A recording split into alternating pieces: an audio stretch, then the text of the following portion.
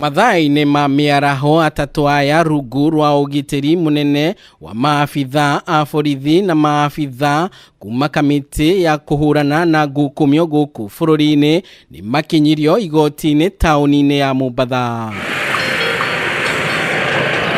Mbere ya mũcirithania munene Martin Rabera, atatu aya arĩa nĩo Jabu Salim, Zabron Agwata na Wilson Gachanja ni mahingũrĩirwo thitango ithatu o mũndũ magĩkũĩrwo ũhũthĩri mũru wa wabici, gũkungia wara wa ũcenjia wa mugunda na kũruta title deed ya mugunda mũgarũ na watho. Can we proceed with the plea?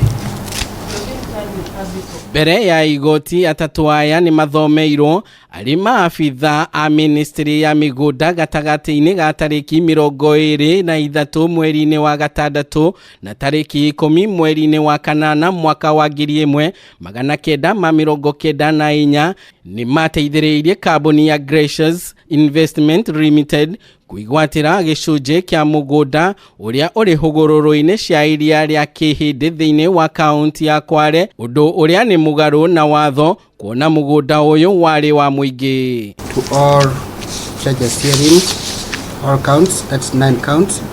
Each accused person is released on a bond of Kenya shillings 1 million with surety of similar amount. All cash paid of Kenya shillings 200,000. Pre-trial is on 4th July 2022 before court number 1. Atatu aya ni mareganire na thitango icio kuria marekereirio na bodi ya ciringi mirioni imwe o mundu kana ciringi 200,000 mbeca baribari o mundu. Cira uyu ugathikiririo tariki 4 mweri-inĩ wa mugwanja.